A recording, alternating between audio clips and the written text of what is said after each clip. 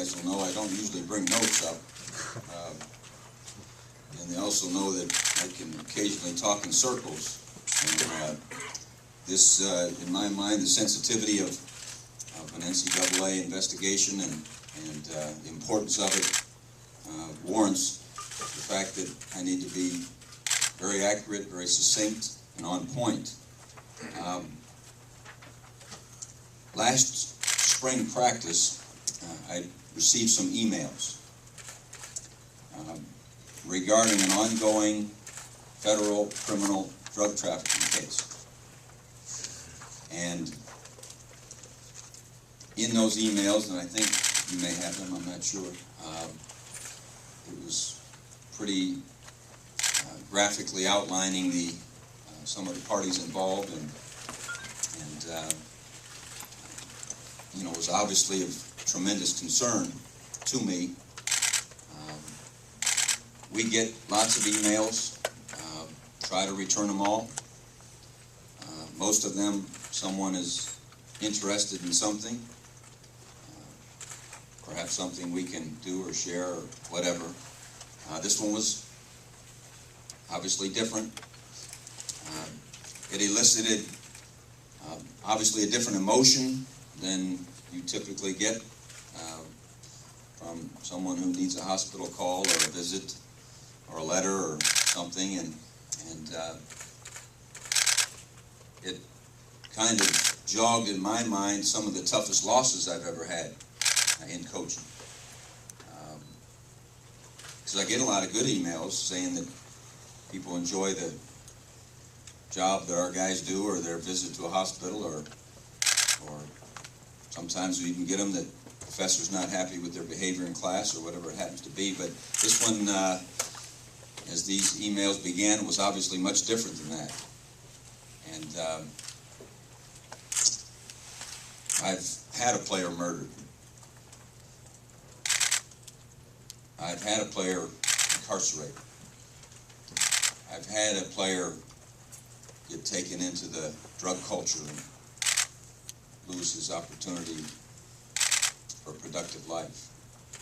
And so it was obviously tremendously concerning. Quite honestly, I was scared. Especially the fact that two of our current players were mentioned in the emails, and you know, that as we sit in homes, we talk about, most especially, we're going to take care of these young people, and we're going to treat them like they're our own. And admittedly, I probably did not give quite as much thought to the potential NCAA part of things as I read it. My focus was on the well-being of the young people. Also in those emails, it was very, very emphatic that with the nature of a federal investigation, that there be confidentiality. The tenor, as I read them, perhaps because of my emotion, was that it was serious and that confidentiality was critical. As I thought about a plan of action, the most immediate thing that I did is ramp up tremendously the discussions that we have ongoing about the importance of who you associate with, where you are, company you keep, and so forth. And I probably, or definitely, didn't move forward with this information to anyone simply because in my mind I couldn't think as to who that best would be with the seriousness of what was discussed in the emails and also the confidentiality component. We worked very hard to make it a teachable moment, and as time went on, in my mind, what was most important was that We didn't interfere with a federal investigation. Obviously, it was my hope that our young people, whether they were current or former, wouldn't be involved in something like that. But obviously I didn't know. And that I needed to keep sight of the fact that confidentiality was requested by the attorney, and so I followed that. When December came and we were given information from the U.S. Attorney General's office that 6 of our current student athletes were involved, obviously that was disappointing.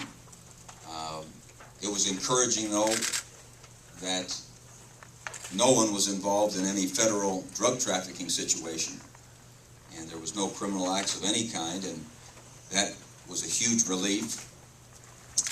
I knew, obviously, at that point in time, we would have NCAA ramifications, and we would deal with that immediately, which we did.